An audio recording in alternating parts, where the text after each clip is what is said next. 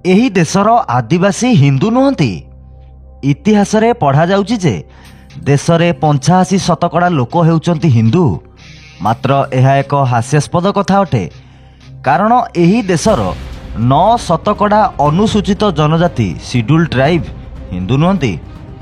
ଏହି ଦେଶର 17% ଅନୁସୂଚିତ ଜାତି ସିଡ୍ୟୁଲ୍ କାଷ୍ଟ ଏମାନେ ମଧ୍ୟ ହିନ୍ଦୁ ନୁହନ୍ତି।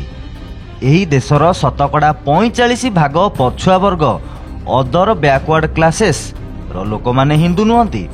20% ଧାର୍ମିକ ସଂଖ୍ୟାଲଘୁମାନେ ସ୍ୱାଭାବିକ ଭାବେ ହିନ୍ଦୁ ନୁହନ୍ତି।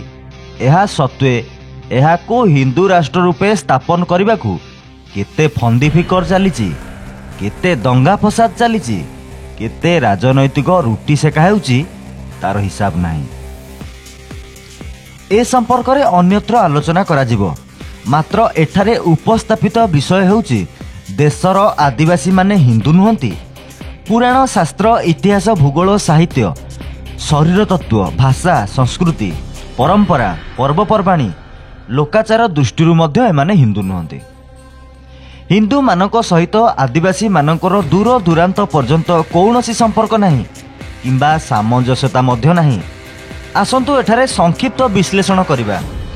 ଶାସ୍ତ୍ର ଦୃଷ୍ଟିରୁ ହିନ୍ଦୁ ଶାସ୍ତ୍ରରେ ଉଲ୍ଲେଖ ଅଛି, ହିଂସୟା ଦ୍ୱୟତେ ଯଶ୍ଚଃ ସଦାଚରଣ ତତ୍ପର ବେଦଃ ଗୋ ପ୍ରତିମା ସେ ବିଷହ ହିନ୍ଦୁ ମୁଖ ଶବ୍ଦଭାକ।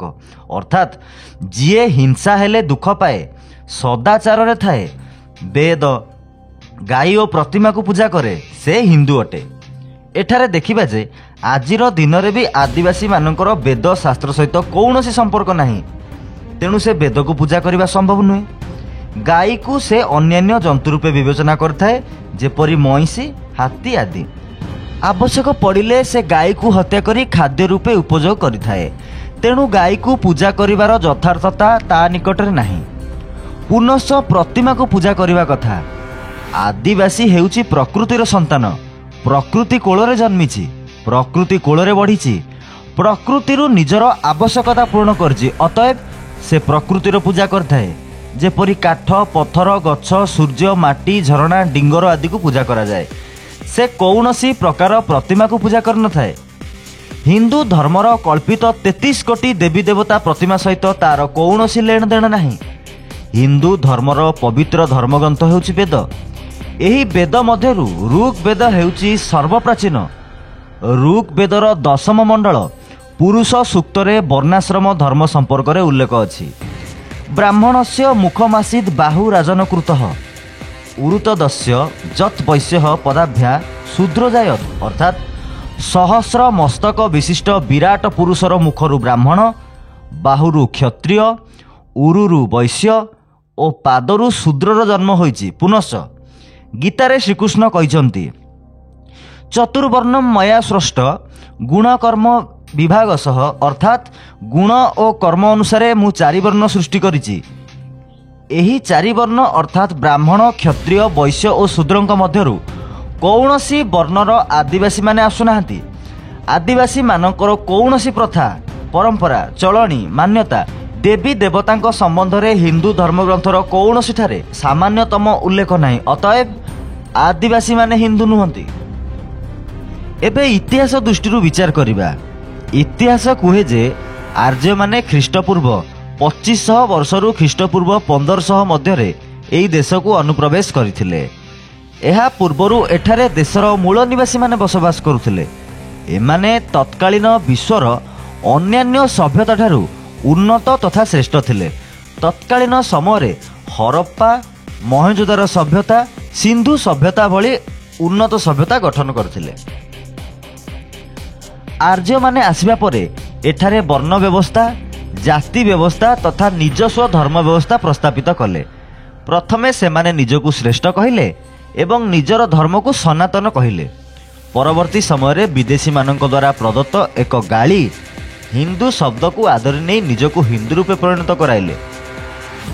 ମାତ୍ର ଆଦିବାସୀ ହେଉଛି ଏଠାକାର ମୂଳ ନିବାସୀ। ସେ କେବେ ହିନ୍ଦୁ ନଥିଲା, ଏବେ ନାହିଁ, କିମ୍ବା ଭବିଷ୍ୟତରେ ମଧ୍ୟ ସେ ହିନ୍ଦୁ ହେବ ନାହିଁ। ଏବେ ଆସନ୍ତୁ ଭୌଗୋଳିକ ଦୃଷ୍ଟିକୋଣରୁ ବିଚାର କରିବା। ପୃଥିବୀ ସୂର୍ଯ୍ୟଙ୍କ ଚତୁଃପାର୍ଶ୍ୱରେ ଘୁରୁଛି। जेहेतु पृथ्वी गोल अटे सेथिपाई उपरकू उठिथिबा भाग सूर्यर निकटवर्ती और निम्न भाग सूर्य ठारू दूर रे अवस्थित थाए। सूर्यर निकटवर्ती अंचल अधिक गरम एवं दूरवर्ती अंचल अधिक ठंडा रही थाए। निकटरे थिबा अंशरे सूर्यंक किरण सीधा सड़क पड़ुथिबारु एही अंशरे ग्रीष्म अनुभूत होइथाए एवं दूरे थिबा अंश ठंडा अनुभव होइथाए। एही गरम भाग देई भूमध्य सागरीय रेखा जाइछि। एहा पृथ्वीर मध्य भाग अटे। एही गरम अंचलर लोक माने देखिया पाई कला एवं ठंडा अंचलर लोक माने देखिया पाई गोरा अटंती। आर्य माने जेहेतु ठंडा अंचलरू आसिचंती सेमाने गोरा एवं एठाकार मूल निवासी लोक माने कला अटंती। अतएव भौगोलिक दृष्टिकोणरू मध्य आदिवासी माने हिंदू नुहंती। एबे आसंतु साहित्य दृष्टिरू विचार करिबा। साहित्य दृष्टिरू मध्य आदिवासी हिंदू नुहंती कारण समाज को नहीं साहित्य रचित होता है। आउ साहित्य को आधार करी समाज निजको सुधारी थाए। एठारे इतिहास भूगोल साहित्य गल्प उपन्यास आदि जहाँ रचित होइछि सेथिरे एही आदिवासी को आधार करी कौनसी रचना होई नाही। हाँ, एमानकु समस्त प्रकार शोषणर चरित्रटी रूपे अवश्य स्थानित करा जाइछि। अर्थात शोषक और शोषितर अर्थ एक होई न पारे। ऋग्वेदरू आरंभ करी रामायण महाभारत तथा आधुनिक समय पर्यंत जेते साहित्य सृष्टि होइछि ताहा आधार रे भी आदिवासी हिंदू नुहंती। एबे विचार करिबा शरीर तत्व दृष्टिरू एही भूभाग एक ग्रीष्म प्रधान अंचल होइथिबारु एठाकार मूल आदिवासी शरीर वैशिष्ट्य विदेशी आर्य मानक शरीर वैशिष्ट्य ठारू भिन्न अटे। एठाकार लोकमानक रंग कला, पाद छोट, बाल कला, ओठ मोटा अटे। जदिओ विदेशी आर्य हिंदू शरीर लंबा, रंग गोरा, केश खैरिया, आखि बड़ और ओठ पतला अटे। समग्र भारत वर्ष रे आदिवासी मानकर शरीर वैशिष्ट्य समान। अतएव आदिवासी हिंदू नुहंती, एमाने एठाकार मूल निवासी अटंती। एबे विचार करिबा भाषा दृष्टिरू आर्य भाषा हेउची इंडो यूरोपीय भाषा। एपरिकी इंडो इरानीय भाषा मध्य आर्य मानक भाषा अटे। कारण इरानीय भाषा और अभ्यस्त भाषार इंडो आर्य भाषा सहित भाषागत समता व्यतीत थिला अधिक घनिष्ठ संपर्क। तथ्य कहे जे भारतर 78.05% लोके इंडो आर्य भाषा व्यवहार करिसंती और 16.64% भारतीय द्राविडियन भाषा व्यवहार करिथांती। अर्थ 2.31% भारतीय ऑस्ट्रोसियाटिक, सिनो तिबेतियान, ताई कडल और अन्यान्य भाषा व्यवहार करती। मात्र द्राविडियन मूल भाषा हेउची मुंडारी, सांताली, गोंडी, हो, कुई आदि। एगुड़िक हेउची अणआर्य बा अणहिंदू भाषा। संस्कृत और हिंदी भाषा सहित आदिवासी मानकर प्रत्यक्ष बा परोक्ष कौनसी प्रकार संपर्क नहीं। अतएव भाषा दृष्टिकोणरू भी आदिवासी हिंदू नुहंती। एबे विचार करिबा संस्कृति दृष्टिरू आदिवासी हेउची इंडिजेनस अर्थात एठाकार मूल आदिवासी। हिंदू धर्मर मूल वर्ण व्यवस्था और जाति व्यवस्था। वर्ण व्यवस्था और जाति व्यवस्था बाहरी गले हिंदू धर्मर कौनसी अस्तित्व रहिबो नाही। मात्र आदिवासी एही वर्ण और जाति व्यवस्थार बाहरर लोक। सेमानक मध्यरे जाति व्यवस्थार लेस मात्र चिन्ह वर्ण नाही। हिंदू व्यवस्था होउची विसमतावादी व्यवस्था। मात्र आदिवासी संस्कृति समतावाद रे विश्वास करे। सेठारे समस्तंकर समान अधिकार रही थाए। एपरिकी हिंदू धर्म व्यवस्था रे नारी को निकृष्ट नीच शूद्र सहित तुलना करा जाइछि। मात्र आदिवासी संस्कृति रे नारी पुरुष मध्यरे कौनसी प्रकार भेद नथिला, आज मध्य नाही। पुरुष सहित कांध को कांध मिलाई श्रम करे नारी। अवसर समय पुरुष सहित पाद को पाद मिलाई नाची थाए नारी। आदिवासी संस्कृति रे नारीटीए निजर इच्छा अनुसार पुरुष साथीटीए बाछि थाए। आदिवासी संस्कृति रे हिंदू संस्कृति भली विधवा पुनर्विवाह को बारण करा जाय नाही। तेणु संस्कृति दृष्टिरू मध्य आदिवासी केबे हिंदू नथिले तथा एबे मध्य हिंदू नुहंती। एबे आसंतु परंपरा दृष्टिरू विचार करिबा। आर्य मानक आगमन पूर्वरु एही भूभागरे बास करुतबा एठाकर मूल आदिवासी इंडिजिनियस माने हेउचंती आदिवासी माने। ଏହି ଆଦିବାସୀମାନଙ୍କ ମଧ୍ୟରେ ସାଧାରଣତଃ 6 ପ୍ରକାର ପରମ୍ପରା ରହିଛି।